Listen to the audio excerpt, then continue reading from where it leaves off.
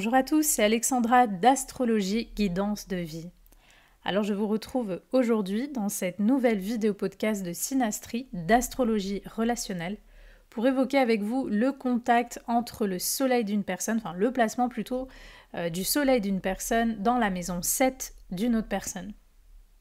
Donc je rappelle évidemment que le soleil ça représente le signe solaire, le signe zodiacal de quelqu'un, donc c'est tout simplement son signe, son identité, son ego, la façon avec laquelle cette personne va prendre sa place dans le monde. Donc ça la représente vraiment elle directement.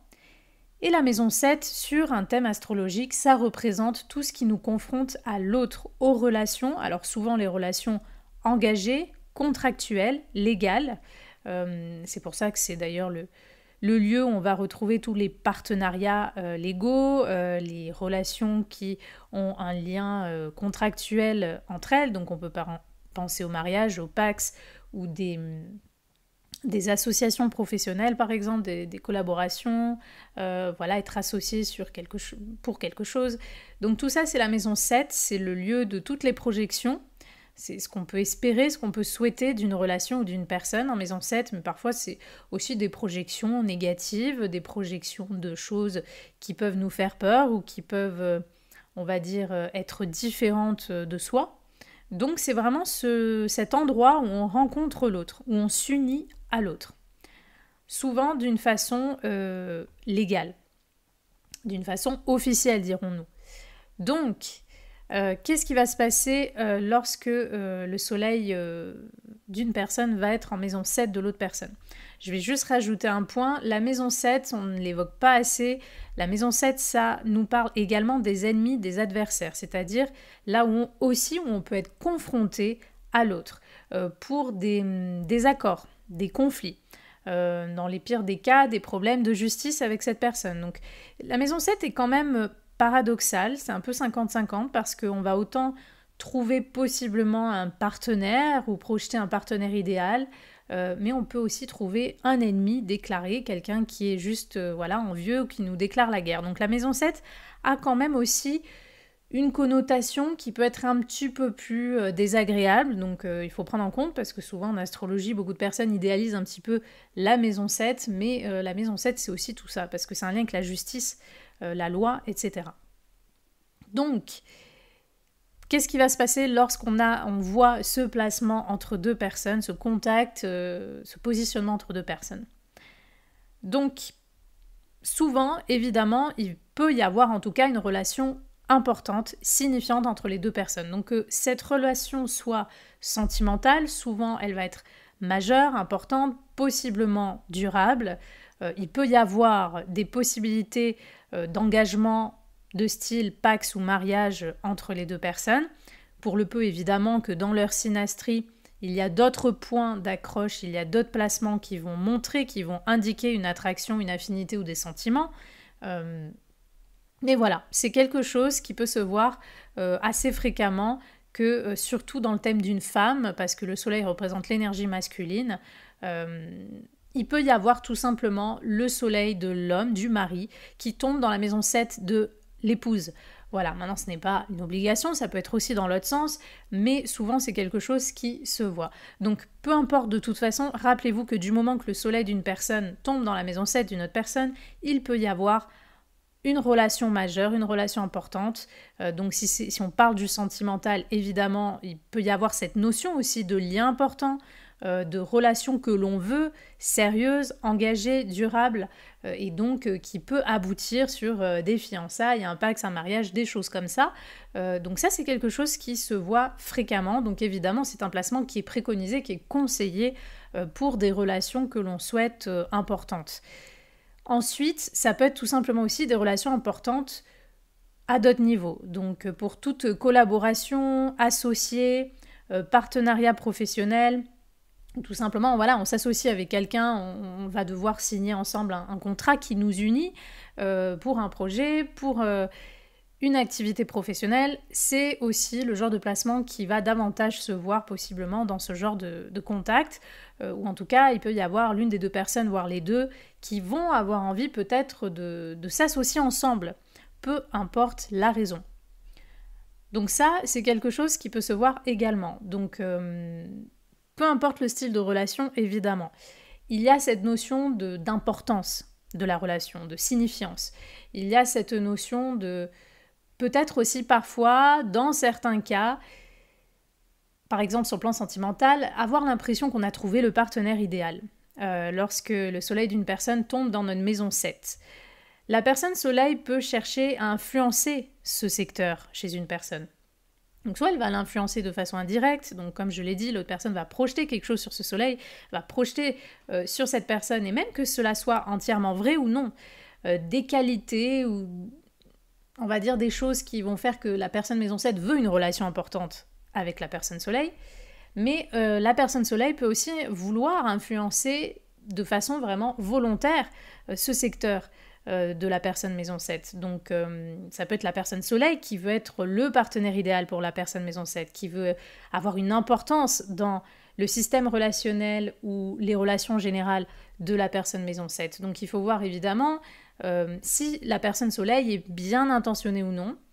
Et c'est là où je vais évidemment venir, c'est les relations un peu moins sympas.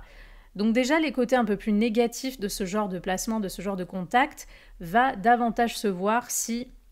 Alors, si le soleil d'une personne, tombe dans la maison 7 de l'autre, mais forme des mauvais aspects, des aspects disharmoniques aux planètes de l'autre personne. Surtout si elle forme des aspects forts et disharmoniques à des planètes de l'autre personne, comme Mars, Pluton, Uranus, parfois Saturne.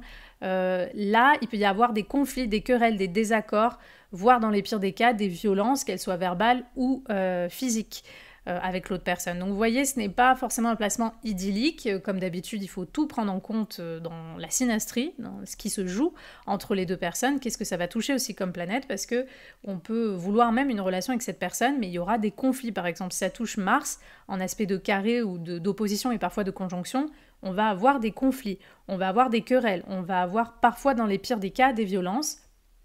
Donc ça va être important quand même de prendre en compte aussi ce genre de contact, de voir un petit peu. Et puis il faut savoir aussi que la maison 7, comme je l'ai dit en début de vidéo, en introduction, il y a aussi cette notion de rivalité, de compétition, d'adversaire, d'ennemi. Donc la personne soleil, il faut voir la nature de votre relation en fait, parce que une personne soleil une personne qui met son soleil dans la maison 7 de l'autre, elle peut représenter dans certains cas aussi un adversaire, un rival, un ennemi, alors peu importe que ce soit au niveau professionnel, que ce soit au niveau sentimental, que ce soit, je sais pas, même pour une compétition sportive, cette personne, d'une certaine façon, peut être vue comme une rivale, peut être vue comme quelqu'un avec qui on se confronte, on est en confrontation, on n'est pas d'accord, où on s'envie tous les deux pour quelque chose, ou l'un envie l'autre pour une raison. On peut aussi voir des choses comme ça, des ennemis entre guillemets. Bon, le mot est fort, mais vous avez compris un peu l'image. Des personnes qui sont là pour nous nuire, pour chercher la lutte, le conflit. On peut aussi voir ce style de relation. Donc, ça peut être par exemple, imaginons en plus que la personne soleil touche le Neptune de l'autre personne en maison 7 ou en aspect de carré par exemple. On peut avoir affaire à quelqu'un qui va essayer de diffamer ou de porter des calomnies sur l'autre ou de voler ou de profiter d'un contrat. Il peut y avoir de la malhonnêteté aussi s'il y a des contrats qui relient les deux personnes, s'il y a Neptune au milieu qui est mal aspecté entre les deux thèmes. Donc tout ça, vous voyez, c'est des paramètres qu'il faut prendre en compte. Évidemment, lorsqu'on regarde une synastrie, on ne peut pas juste voir un soleil qui tombe dans un secteur de l'autre et dire « Oh, bah c'est génial, c'est la relation, donc ça va être, je sais pas moi, l'ami idéal, le mari, la femme idéale. » Non, il faut vraiment voir ce que ça touche des autres placements du thème pour avoir une meilleure idée de comment, justement, ce rapport relationnel, ce rapport contractuel, va se jouer entre les deux personnes. Et puis, dans les pires des cas, parfois, oui, il peut y avoir aussi cette notion où les personnes qui sont impliquées justement dans cette synastrie vont partir en procès, où la personne soleil va faire un procès à la personne maison 7. Il y aura des questions de justice au milieu de cette relation.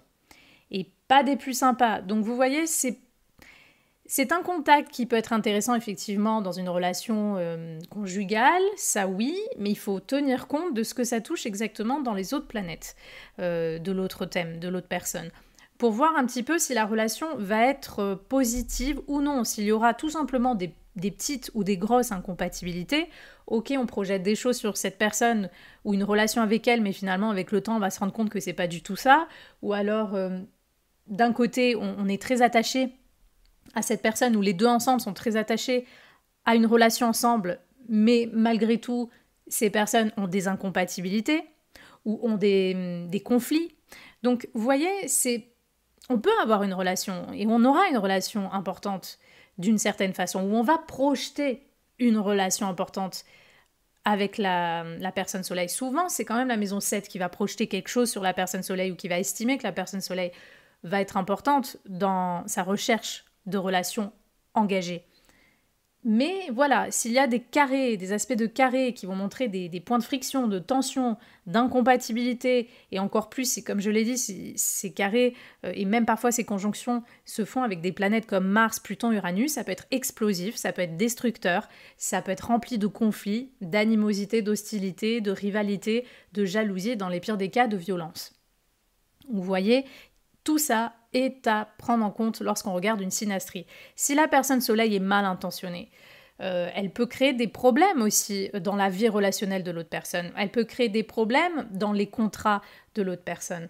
Je ne sais pas, ça peut être par exemple, vous êtes déjà en relation et vous avez quelqu'un qui est intéressé par vous, mais peut-être de façon obsessionnelle. Et cette personne met son soleil dans votre maison 7. Mais peut-être que cette personne peut chercher à saboter votre relation ou vos relations. Elle peut chercher à influencer, elle peut chercher à s'immiscer dans vos relations, dans votre relation, par exemple, si vous êtes en couple. Donc vous voyez, tout dépend aussi des intentions de la personne soleil pour voir un petit peu comment elle va s'insérer dans ce secteur de votre vie, si vous êtes concerné par la maison 7, comment elle va influencer ce secteur. Est-ce que ça va être une influence inconsciente, c'est-à-dire que c'est juste qu'elle est là et parce qu'elle dégage, vous projetez quelque chose sur cette personne, ou est-ce que cette personne va vouloir influencer de manière volontaire et consciente cette part-là de votre vie, donc ça soit votre mariage, des contrats. Vous savez, ça peut être un collègue de travail qui peut vous envier une augmentation, une promotion, ça peut être des choses comme ça aussi. Hein. Une personne qui tombe dans votre maison 7, surtout si ce soleil forme des aspects disharmoniques à vos planètes. Donc, vous voyez, voilà, c'est un contact qui peut être intéressant, avec qui il peut y avoir un lien fort, une relation forte. Souvent, il pourra y avoir des contrats qui vont unir ces deux personnes. Mais c'est très important de voir exactement les planètes qui sont impliquées dans ce contact. Qu'est-ce qui se joue entre les deux personnes pour voir si, même dans une relation amoureuse, si ok, il y a une relation importante, mais au fur et à mesure de la relation, on va se rendre compte qu'il y a trop d'incompatibilité ou qu'il y a des chemins qui vont se séparer. Par exemple, un soleil dans la maison 7 de l'autre au carré de Jupiter, par exemple, pourrait montrer des problèmes de justice entre les deux personnes, pourrait montrer un divorce. Vous voyez, donc c'est vraiment tout un ensemble, c'est une entité totale, la synastrie, les deux thèmes qui se superposent entre deux personnes. Il faut voir l'entièreté de ce qui se joue dans cette synastrie pour comprendre précisément comment cette relation ou même ce partenariat, cette association, comment elle va se passer entre les deux individus sur le long terme, parce que ça soit en amitié, dans le travail ou en amour, généralement au début, si en plus on a ce placement, on peut projeter des choses, on peut avoir l'impression que la relation est super, elle est importante. Mais c'est vraiment sur le long terme qu'on va voir se jouer des scénarios et des thématiques s'il y a des aspects disharmoniques, des aspects même dangereux avec ce soleil entre les planètes de l'autre personne.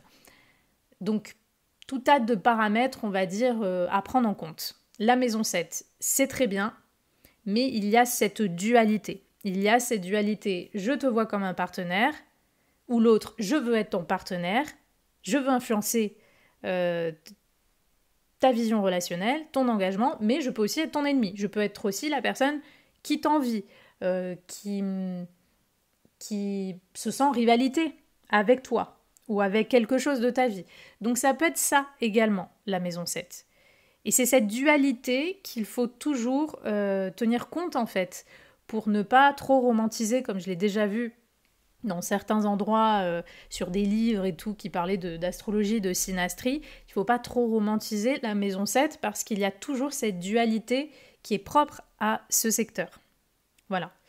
Donc ça, c'est quelque chose à prendre en compte, parce que imaginons qu'on a aussi une relation parentale de parent-enfant. Là aussi, la maison 7, ça peut être 50-50, parce qu'on peut avoir un enfant, par exemple, qui a une maison 7, et le parent, c'est son soleil, qui est impliqué dans ce contact entre les deux personnes. L'enfant peut même projeter son parent comme étant la femme idéale, ou le père, l'homme idéal. On projette des choses sur son parent.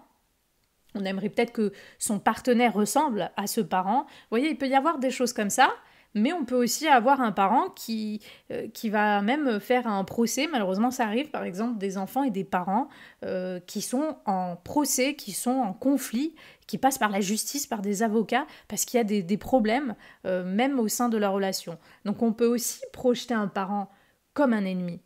Donc vous voyez, ce type de relation, je dirais qu'il est davantage conseillé pour une association professionnelle, pour un engagement sentimental que l'on souhaite concret ou durable, à condition, bien sûr, qu'il n'y ait pas trop d'aspects disharmoniques entre le soleil de l'un et les planètes de l'autre. Donc voilà ce que je pouvais vous dire sur ce contact en synastrie. J'espère que cette vidéo vous aura plu et moi je vous dis à bientôt pour de prochaines vidéos.